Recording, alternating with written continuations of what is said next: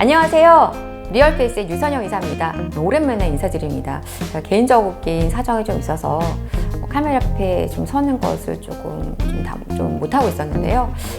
어떠한 상황이 되더라도 제가 가야 할 길은 또 열심히 가야겠다는 생각으로 다시 또 여러분 앞에 좋은 컨텐츠로 많이 인사드리려고 하니까요. 많이 응원해 주시고요. 자, 오늘은 그런 의미에서 좀 지금 시장에서 좀 이슈가 되고 있는 최근에 발표된 정부의 또 하나의 규제책을 가지고 얘기를 나눠보려고 합니다. 바로 분양권 전매 제한 강화인데요. 지난 5월 11일 날 국토교통부에서 이제 발표를 했습니다. 아무래도 지금의 어떤 시장 상황, 특히 청약 시장으로 뜨겁게 몰려드는 어떤 청약 열기 이런 것들을 보고 비규제 지역의 어떤 또 흐름을 보고 아마 이러한 규제 방향을 선택하지 않았나 싶은데요. 좀 자세한 내용을 살펴보겠습니다.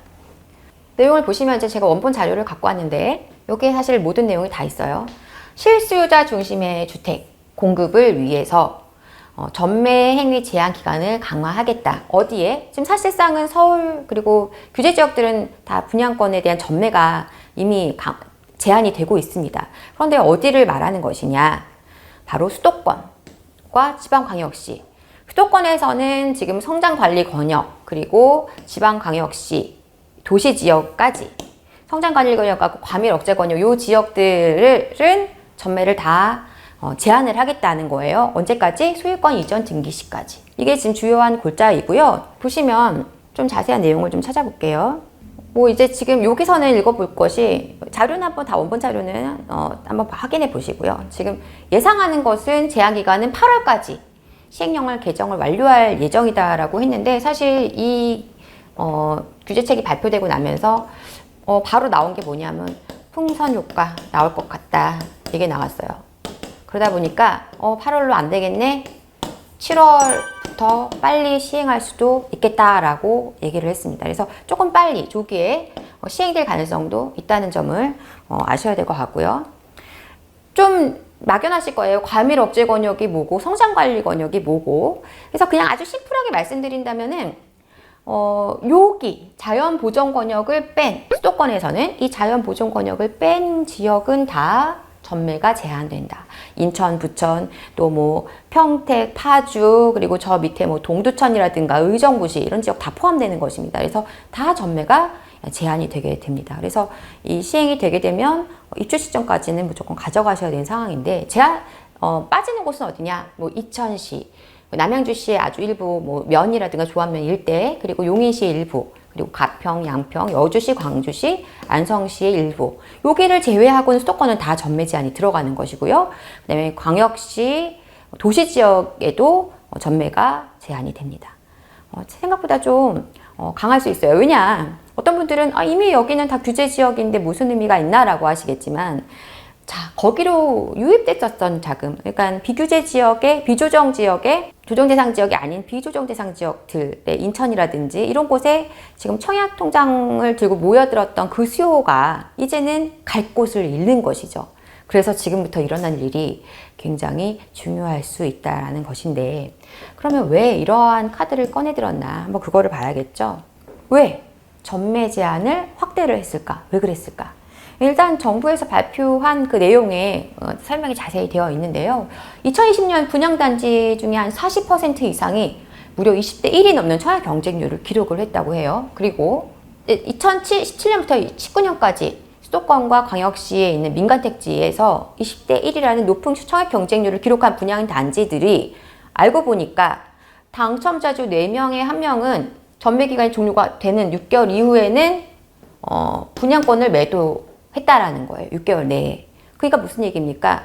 4명 중에 1명은 거주할 목적이 아니라 그 분양권을 들고 있다가 전매 제한이 기간이 끝나면 팔았다라는 것이죠.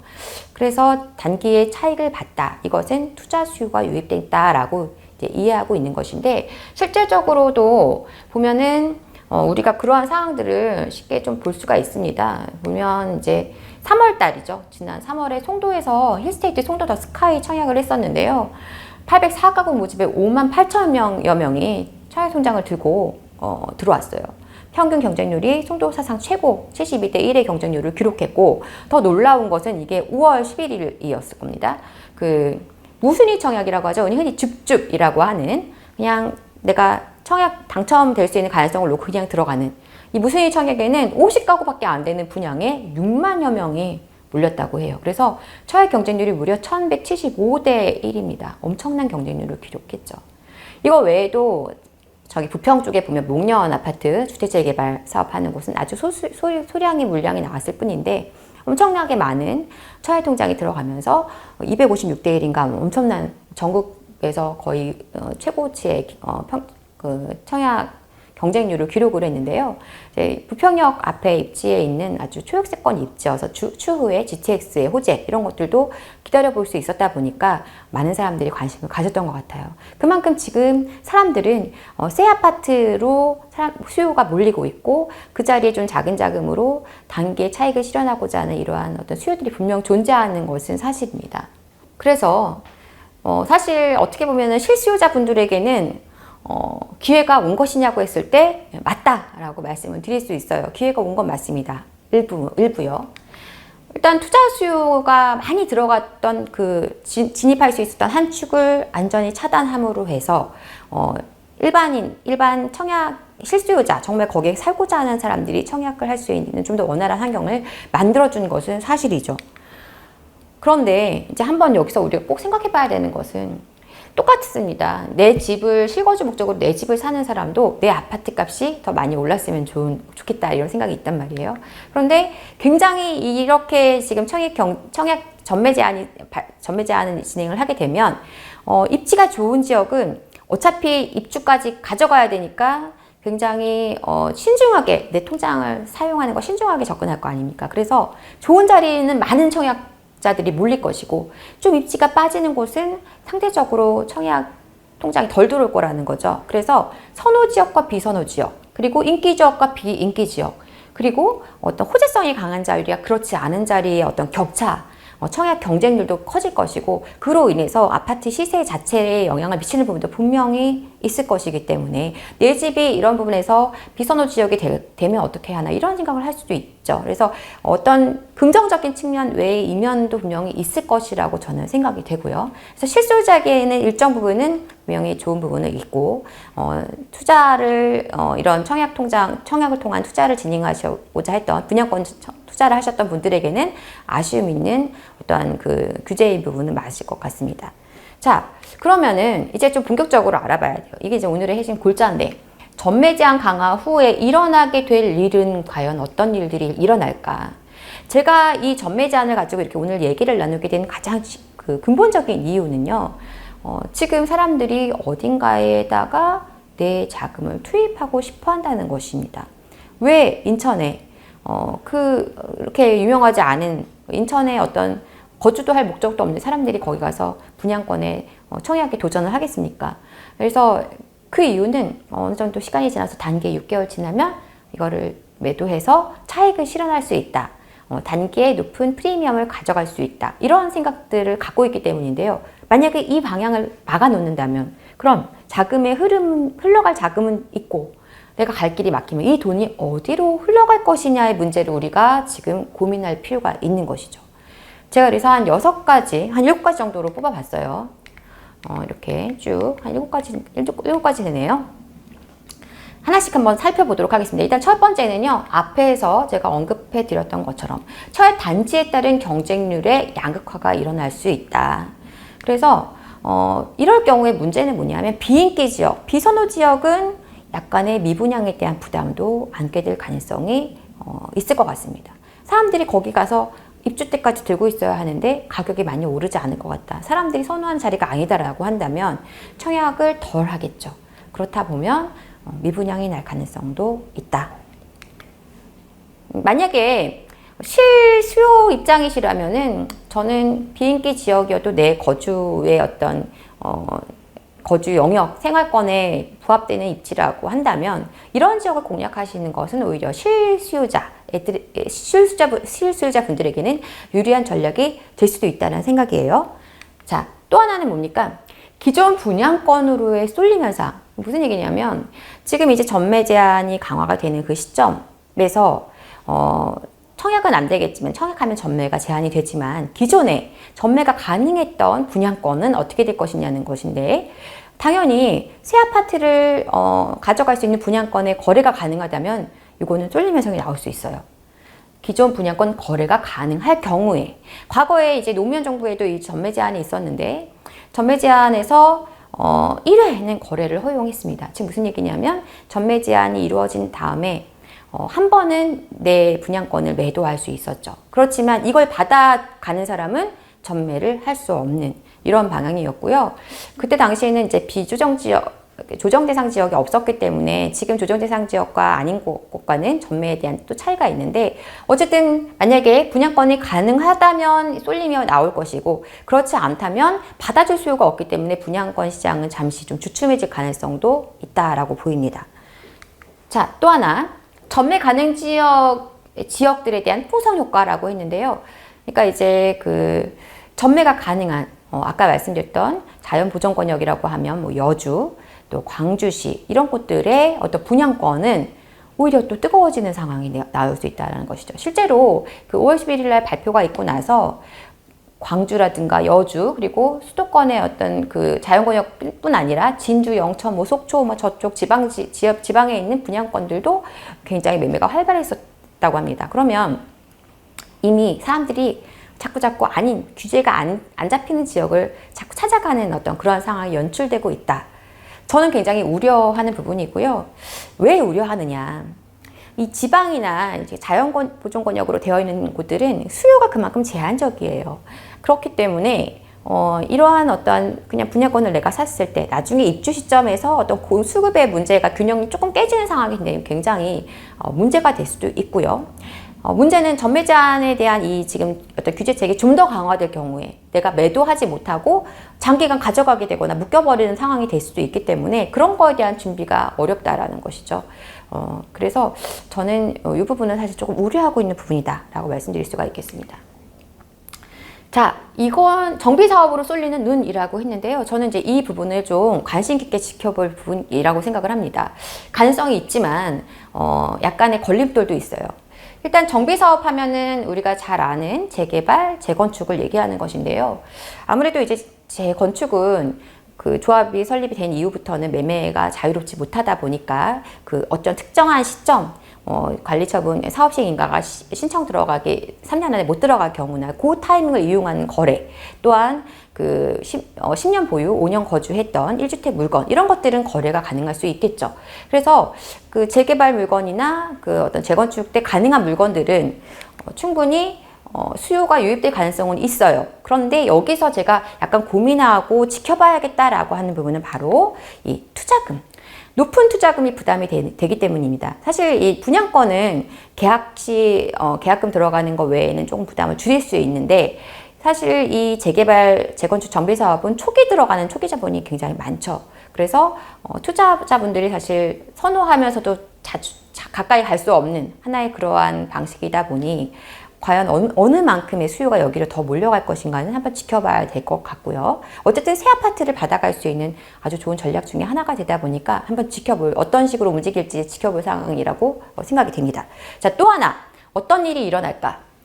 전매가 제한되면 신축 아파트로의 집중화 현상, 지금도 굉장히 집중화 현상이 있지만 좀 더 강화될 가능성이 있어 보입니다.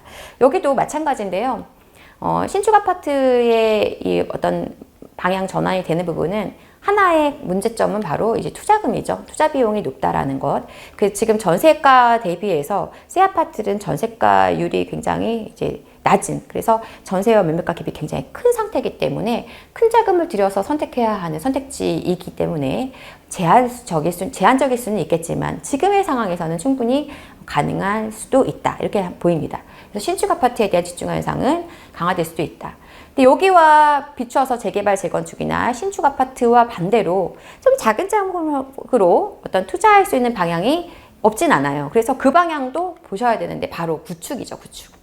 구축 아파트로의 매수세가 유입될 가능성이 있을 것으로 보이고요. 구축 같은 경우에는 전세 가격이 매매 가격하고 갭이 굉장히 적은 경우가 많습니다. 그래서 뭐 아직도 인천, 일산이라든지 이런 지역들을 보면은 전세가율이 80% 이상을 하고 있는 곳들도 많거든요. 그래서 작은 자금으로 조금 낡은 집이지만 입지가 나쁘지 않은 자리들을 선택하는 그러한 방향으로 어떤 자금이 이동하는 그런 것들은 충분히 예상을 해볼 수가 있고요. 좀 투자 비용을 낮추고 대신에 새 아파트는 아니지만 안정적인 투자 수익을 기대해보는 그러한 투자 수요가 움직일 가능성도 있다. 이렇게 보입니다. 자, 그리고 또 하나 이것도 한번 우리가 지켜봐야 될 부분인데 바로 소형주택이죠. 대체 투자처로 아마도 부각이 될 가능성이 있을 것이다. 이렇게 보는데요. 특히나 이 정비 사업에 대한 기대감이 높은 소형주택 같은 경우에는 앞으로 이제 개발이 곧 진행됐고 그 개발지에 인접해 있어서 개발을 따라갈 수 있는 그런 입지들은 굉장히 사람들이 작은 자금으로 투자금이 적게 잡히기 때문에 적은 금액으로 좀 입지적인 힘이 좋은 자리를 선택하시는 방향으로 이 지역을 볼 가능성도 있고요. 저는 개인적으로 투자의 어떤 한 축으로 굉장히 우리가 큰 자금을 갖고 투자하지 않는 작은 자금을 투자하는 방식으로는 굉장히 메리트 있는 어떤 투자의 한 방식이다. 라고 보고 있어요. 그래서 이쪽으로 수요가 좀 더 쏠려갈 가능성도 보입니다. 실제로 보면은 최근 들어서 이제 뭐 저기 장애인타운 일대도 그렇지만 개발이 진행되는 곳들 옆에 뭐 해제됐거나 존치하기로 했던 곳들이 다시 개발로 전 방향을 선회하는 일들이 많죠. 그래서 뭐 역세권 개발 사업이라든가 가로주택 정비 사업이라든가 이런 걸 통해서 새롭게 다시 소규모 정비 사업 같은 걸 통해서 새롭게 다시 개발을 진행하고자 하는 곳들인데요. 그런 곳들은 뭐 지금 수색증산 뉴타운에도 있고요, 장유타운에도 있고요. 그런 곳 지역들이 많이 있다라는 점을 우리가 좀 아실 필요는 있을 것 같아요. 그래서 이제 이런 방향을 우리가 한번 체크하실 필요는 있겠다. 총 7가지의 제가 전매 제한이 강화됐을 때 나올 수 있는 어떤 일들을 한번 정리를 해봤습니다. 자, 그러면 우리는 어떻게 대응을 해야 될까요? 자, 제가 사진을 하나 넣어놨는데요. 사진을 좀 확대해 볼까요? 이렇게 생긴 이게 뭡니까? 지금 자동차가 일로 오고 있는데 트럭이 달려오고 있어요. 곧 어떤 일이 생길까요? 트럭이 자동차를 꽝 받을 것 같습니다. 자, 왜 이러한 제가 그림을 들고 왔느냐? 영화의 한 장면 보통 보시면 추격신 같은 거죠. 자동차 추격신. 보면 앞에 주인공이 막 도망을 가고 뒤에서 나쁜 악당이 보통 쫓아오죠. 자동차를 타고 막 쫓아오면 주인공이 막 달려가는데 막 엄청난 속도로 앞차를 보고 막 쫓아옵니다. 그런데 이 앞차는 참 주인공은 항상 언제나 살아남죠. 그래서 이 앞차에 있는 주인공은 어떻게 용케 저 멀리에서 오는 트럭이나 위에서 뭐 내려오는 물건이라든지 무엇을 봅니다. 보고 아주 급하게 그걸 싹 피해서 도망가죠. 그런데 그 앞차만 보고 쫓아오던 그 악당은 어떻습니까? 그거를 못 보다 보니까 가서 바로 트럭과 꽝 이렇게 충돌을 하면서 차가 전복되기도 하고 불타기도 하고 막 이런 상황이 연출되는데요. 제가 왜 이런 이미지를 갖고 왔느냐. 우리의 투자가 이래서는 안 된다는 겁니다. 그냥 앞에 있는 저 목표치를 향해서 막 그냥 그 앞만 보고 그것만 보고 쫓아가다 보면 큰 그림을 보지 못하기 때문에 결국은 어느 순간 이 앞에 정책의 어떤 방향 이렇게 되면 또 여기 되면 이렇게 하면서 단기 그 짧은 시간만 어떤 그 시야를 가지고 대응하다 보면 결국은 어느 순간 나도 모르게 앞에 만나는 큰 트럭이 꽝 있을 수 있다는 것이죠. 꽝 충돌할 수 있다는 것이죠. 그래서 우리가 투자할 때는 조금 더 긴 안목으로 그리고 본질적인 가치에 좀 더 집중하는 방향이 필요하다라는 얘기를 좀 꼭 드리고 싶고요. 그래서 제가 말씀드리고자 하는 것은 단기 차익을 목표로 하는 어떤 짧은 어떤 시간을 가지고 하는 어떤 방향, 어떤 투기적인 어떤 생각으로 움직이시는 투자, 이건 좋지 않다라고 생각합니다. 좀 더 긴 안목, 긴 호흡을 가지고 대응을 하셔야만 다양한 변수들을 우리가 좀 넓은 시야로 볼 수가 있습니다. 그래서 조금 더 긴 안목을 가지고 이 시장은 좀 접근하시는 게 맞다라는 것과 또 하나, 자, 이거는 우리 실수요자분들에게는 꼭 좀 말씀드리고 싶은데요. 지금처럼 이 청약 시장에 전매 제한이 강화되면 청약 통장을 들고 있는 분, 내 가점 30점밖에 안 되는데 나 40점인데 이번에 어떻게 잘하면은 내가 좀 당첨 확률이 높아지지 않을까, 전매 제한으로 인해서 나한테 좀 더 유리하지 않을까, 이런 생각들 분명히 하실 거예요. 하지 말라는 얘기는 아닙니다만 투트랙이라는 건 무엇이냐, 청약에 대한 도전과 더불어서 일반적인 내가 선택할 수 있는 선택지에 대한 어떤 관심과 계속 그걸 팔로우하는 어떤 그 전략을 놓치시면 안 된다는 뜻입니다. 왜? 사실 청약은 그냥 우리가 알 수 없는 미래에다 베팅하는 거예요. 내가 예측할 수 없습니다. 내가 내 청약통장 가점이 지금 50점이 돼도 내가 원하는 자리에 넣어서 당첨될지 안 될지는 확정 지을 수가 없죠. 그런데 내가 관심 있는 지역 내에 어떤 아파트, 어떤 물건을 봤더니 좋아 보이는데 지금은 좀 자금이 부담스럽지만 전세가 좀 더 올라준다면 내 자금 내에 가능할 수도 있겠다. 이런 지역들을 적어도 1, 2, 3순위 정도의 어떤 순서를 매겨서 내가 그 리스트를 계속 들고 추적을 한다면 어느 시점에서 내가 그 좋은 기회를 만날 수도 있다는 것이죠. 꼭 청약으로만 가겠다. 내가 선택할 수 없는 그 길에 모든 걸 걸겠다는 생각보다는 내가 할 수 있는 일과 내가 할 수는 없지만 가능성 있는 두 가지를 다 놓고 고민하시는 게 맞다. 그래서 과연 청약으로 될까 그게 걱정된다면 내가 원하는 지역 내에 내가 어느 정도 가능한 물건들이 있는데 거기서 선택할 수 있는 물건이 나온다면 그때는 과감하게 그 길을 가시는 것도 굉장히 좋은 선택이라고 생각을 합니다. 투트랙 전략 꼭 기억하시고 같이 보셨으면 좋겠고요. 자, 마지막으로 오르는 힘은 정해져 있어요. 부동산이라는 것은 맨 앞에는 강남으로 시작하는 그 서열을 깨기는 쉽지 않습니다. 그래서 잘 오르는 곳은 그만큼 힘이 좋은 것이에요. 그래서 우리가 어떤 제가 볼 때 부동산 투자의 그 최정점은 결국은 입지라고 봅니다. 다만 이 입지라는 그 힘이 조금씩 바뀔 수 있기 때문에 이 서열상의 어떤 서열 자체가 바뀌진 않아도 서열 간의 간격, 강남과 용산 간격이 이만큼이었는데 이렇게 붙는다든가 또 저쪽 관악구와 어느 지역이 간격이 좀 좁아진다든가 이런 것은 충분히 가능하다 보니 그러한 어떤 좋아질 입지를 선택을 잘 하신다든가 탁월한 선택이 결국 입지라는 곳에 집중이 된다면 실수는 없다. 그래서 정해져 있는 자리를 우리가 잘 체크하실 필요가 있겠습니다. 뭐 어떻게 보면은 지방으로 막 청약 시장에 지방에 도전하시는 분들에게 드리고 싶은 얘기이기도 하니까요. 좀 부분은 좀 체크해 주셨으면 좋겠고. 자, 마지막으로 이제 마무리를 해야 되겠습니다. 제가 사진 하나 들고 왔는데 영화 속의 장면이에요. 제가 최근에 굉장히 인상 깊게 본 영화 그린북에 있는 장면인데요. 지금 여기 앉아서 피아노를 치는 사람은 피아니스트입니다. 피아니스트인데 이 당시 이 영화 속의 배경에서는 굉장히 인종차별에 지금도 없지 않아 있지만 미국의 인종차별이 굉장히 심할 때 그래서 그걸 뚫고 이 지금 흑인 그 예술가 음악가가 전 미국을 순회 공연하는 그러한 이야기고요. 그 안에 함께 동행하는 좀 굉장히 인종차별적인 생각을 갖고 있던 남자 주인공이 자기의 생각을 깨게 되고 또 이 흑인도 이 사람을 만나서 자기의 고정관념을 좀 깨게 되는 그러한 남자 두 사람의 우정을 같이 그리는 약간 그런 영화인데요. 뭐 굉장히 좋은 평가를 받아서 뭐 상을 받았는지는 모르겠지만 제가 이 영화를 보면서 굉장히 감동적이었던 문구들이 좀 많이 있었어요. 좋은 말들. 그래서 거기서 제가 하나를 오늘 좀 소개해 드리려고 합니다. 이 흑인이 사실 흑인의 힘으로 그 당시에 그렇게 인종차별이 많은 지역에 전 미국을 순회할 때는 굉장히 어려움이 많습니다. 그린북이라는 영화의 그린북은 흑인들이 묵을 수 있는 호텔 어떤 여행 가이드 같은 거예요. 그걸 그린북이라고 하는데 그렇게 많은 돈과 누릴 수 있는 명예가 있음에도 불구하고 자기를 질타하고 흑인이라고 유색인종이라고 해서 이렇게 편견을 가지고 보는 사람들 앞에 서기 위해 일부러 전국을 돌아다니는 것이죠. 이 사람이 하는 말은 이겁니다. 세상을 바꾸는 것은 천재성만으로는 충분하지 않다.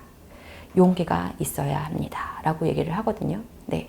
그러니까 이 사람은 이 천재성으로 그냥 유명해진 것이 아니라 그 천재성을 가지고 사람들 앞에 나를 다른 눈으로 보는 어떤 색깔을 가지고 다른 눈으로 보는 그런 사람들 앞에 나서서 연주하고 그걸 계속 부딪히고 싸우는 과정을 거치면서 결국은 세상을 바꿔가는 그런 하나의 노력을 한 것이죠. 저는 우리 모든 삶의 부분에서 이 부분이 필요하다고 생각합니다. 그래서 뭐 투자 얘기이니까요. 이렇게 한번 바꿔봤어요. 투자는 엄청난 분석 그리고 많은 돈만으로는 충분하지 않다. 용기가 있어야 한다. 라고 이렇게 적어봤는데요. 사실 많은 분들이 은행에 꽤 많은 자금을 10억이 넘는 자금을 들고 계시면서 몇 년 동안 아무것도 하지 못하는 분들도 굉장히 많이 있으시고요. 그리고 투자하고자 관심이 많아서 많은 곳들 다녀보고 엄청나게 비교 분석하시는 분들 많습니다. 근데 결국 그 끝에는 뭐가 있습니까? 그것을 시도하는, 그걸 진짜로 추진하는 용기가 필요한 것이죠. 그래서 그것이 꼭 이 투자에만 국한된 것은 아닌 것 같고요. 우리가 모든 삶의 전반에 내가 싸워야 하는, 내가 이겨야 하는 많은 것들, 어떤 갈등 속에서 그걸 뚫고 나가는 것은 용기가 아닌가 생각합니다. 자, 여러분, 용기 있는 그런 삶 오늘도 응원하겠고요. 저는 다음번에 더 좋은 내용을 가지고 다시 찾아오도록 하겠습니다.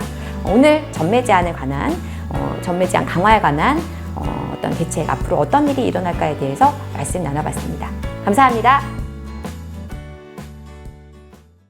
네, 안녕하세요. 네, 박병찬의 부자병법의 박병찬입니다. 책이 출간되었습니다. 이 책의 제목은 누나가 되었어요라는 제목의 책입니다. 보이는 이 사진의 친구는 제 딸입니다. 이게 어떤 책이냐면요, 우리 교회 목사님께서 아주 아픈 친구가 있는데 그 친구를 도왔으면 한다라고 말씀을 하시면서 또 어린 친구들 중에서 특히 이 희귀 난치병 있는 친구들을 좀 도우면 좋겠다라는 그 취지가 너무 좋아서 시작하게 된 일입니다. 책은 정가는 15,000원입니다. 그리고 이 15,000원 중에서 우리 유통과 이 판매 구조상 나가는 비용이 9,000원이라고 합니다. 그러면 실제적으로 이 15,000원의 책을 팔아서 6,000원의 그런 수익을 낼 수 있는 것인데요. 그렇다면 너무 비용이 많이 들고 아픈 친구들을 많이 도울 수 없기에 총 3,000부를 찍은 이 책에서 1,000부만 인터넷 서점과 일반 서점에 유통을 시키고 2,000부는 제가 유통 마진 없이 직접 판매를 하겠다라고 해서 총 2,000권이 판매를 해야 되는 상황입니다. 책의 출판 비용은 총 1,755만 원이 들어갔고 그것은 제 개인적인 기부 형식으로 쓰겠습니다. 이 책 판매 수익 전액은 우리 난치병을 앓고 있는 우리 미성년의 어린 친구들을 돕는 데 쓸 생각입니다. 그래서 여러분들께서 도움을 주시고 또 온전히 손길을 베풀어 주신다면 정말 감사드리겠습니다. 자, 그러면 지금부터 도서 구입 방법에 대해서 말씀을 드리겠습니다.